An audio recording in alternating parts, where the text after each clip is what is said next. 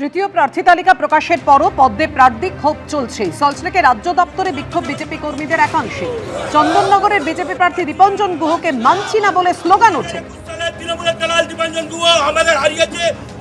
সরাসরি আপনাদের এই মুহূর্তে ডোরিনা ক্রসিং এ নিয়ে যাব। এসআইআর ইস্যুতে ধুন্ধুমার কাণ্ড তৈরি হয়েছে। সেখানে দেখতে পাচ্ছেন মূলত যে অভিযোগ করা হচ্ছে ভোটাধিকার রক্ষা মঞ্চের তরফে যে দ্বিতীয় যে সাপ্লিমেন্টারি লিস্ট, বহু বৈধ ভোটারের নাম বাদ দিয়ে দেওয়া হয়েছে, তার প্রতিবাদে এই ছবিটা একবার দেখুন।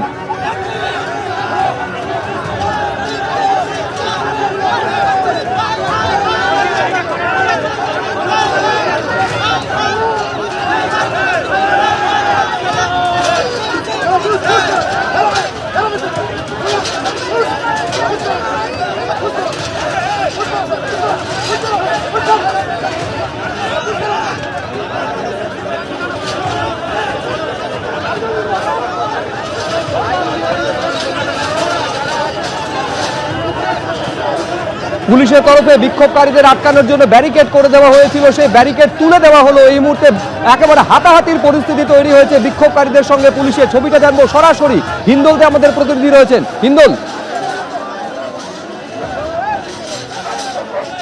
একেবারেই দেখো, পুলিশের সাথে কিন্তু ভোটাধিকার মঞ্চের তাদের যারা সমর্থক ছিলেন তারা কিন্তু একেবারে পাকসা কাছ থেকে মিছিল করে আসেন। পুলিশ তাদের নিরাপত্তা দিয়ে নিয়ে আসে এবং তাদের যেটা দাবি যে এসআইআর তারা মানছেন না, এসআইআর প্রত্যাহার করতে হবে এবং বহু বৈধ ভোটারকেও কিন্তু এই এসআইআর মাধ্যমে তাদের নাম বাদ যাচ্ছে এবং বিভিন্ন রকম যে অভিযোগ দীর্ঘদিন ধরে বিভিন্ন রাজনৈতিক দল তুলছে, তেমনই কিন্তু এই যারা এই মিছিলে সামিল হয়েছেন তারাও কিন্তু সেই অভিযোগই করছেন এবং সেই দাবি নিয়েই তারা পাকসা কাছের কাছ থেকে সেই মিছিল শুরু করেছিলেন এবং সেই মিছিল শুরু করে যখন তারা ডোরিনা ক্রসিংয়ে আসেন, কেননা তাদের অনুমতি কিন্তু অর্থাৎ কিনা ভোটাধিকার রক্ষা মঞ্চের অনুমতি কিন্তু ওয়াই চ্যানেল পর্যন্ত ছিল বা মেট্রো চ্যানেল পর্যন্ত ছিল, সেই ওয়াই চ্যানেল একেবারে ক্রস করে তারা কিন্তু সরাসরি নির্বাচন কমিশনের অফিসের দিকে এগোতে যায় এবং যেহেতু তাদের আর অনুমতি নেই সেই কারণে পুলিশ সেখানে গার্ডরেল দিয়ে তাদেরকে আটকায় যে এর বাইরে যাওয়া যাবে না এবং পরবর্তী ক্ষেত্রে কিন্তু রীতিমতো যেটা দেখা যায় যে ধুমধুমার পরিস্থিতি, পুলিশের সঙ্গে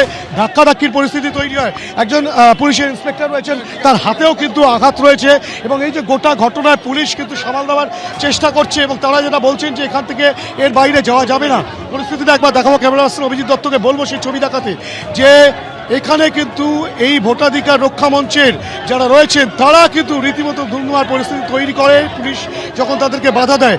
এই পরিস্থিতিতে তারা কিন্তু নির্বাচন কমিশনের অফিসের দিকে যেতে চাইছেন, কিন্তু পুলিশ তাদেরকে আটকেছে, কেননা তাদের অনুমতি রয়েছে শুধুমাত্র ওয়াই চ্যানেল পর্যন্ত।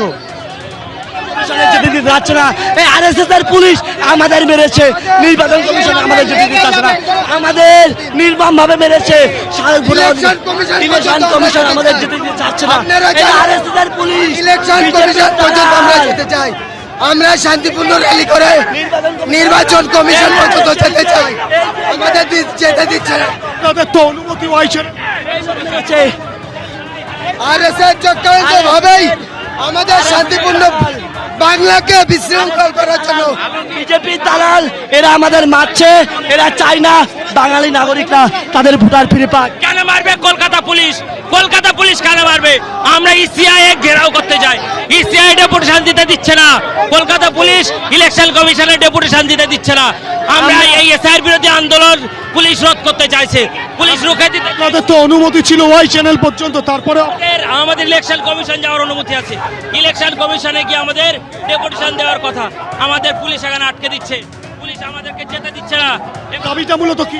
পুলিশ আমাদেরকে, তাদের দাবিটা কি? আমাদের দাবি হচ্ছে 2025-এর লিস্ট অনুযায়ী ভোট করতে হবে, আগে ভোটার পরে ভোট, আগে সব ভোটারকে ইনক্লুড করতে হবে, তারপরে এদের জন্য আমরা লড়াই এই বাচ্চা এই ধুমধুমার কিন্তু একেবারে লেলিন সরণির যে সংযোগস্থল সেখানটা কিন্তু হচ্ছে পুলিশের সঙ্গে রীতিমতো ধস্তাধস্তির পরিস্থিতি। ক্যামেরা পার্সন অভিজিৎ দত্তকে বলবো আরেকবার ছবিটা দেখাতে। কলকাতা পুলিশের একাধিক আধিকারিক যেমন রয়েছেন, একাধিক পুলিশ কর্মী, তারা কিন্তু গোটা পরিস্থিতিকে সামাল দেওয়ার চেষ্টা করছেন। শান্তিপূর্ণভাবেই কিন্তু এই মিছিল প্রথমে আসছিল পাকসাকাস ময়দানের কাছ থেকে, সেই মিছিল শুরু হয়।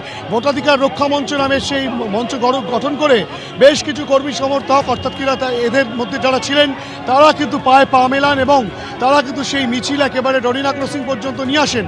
ডরিনা ক্রসিংয়ের কাছে এসে খানিকক্ষণ তারা গোটা রাস্তা অবরুদ্ধ করে দেন, মানববন্ধন তৈরি করেন এবং তাদের যেটা বক্তব্য যে এসআইআরকে ক্যান্সেল করতে হবে এবং এসআইআর প্রক্রিয়া তারা মানছেন না, বহু ভোটারের নাম বাদ দেওয়া হচ্ছে যারা বৈধ ভোটার। এবিপি আনন্দ, এগিয়ে থাকে, এগিয়ে রাখে।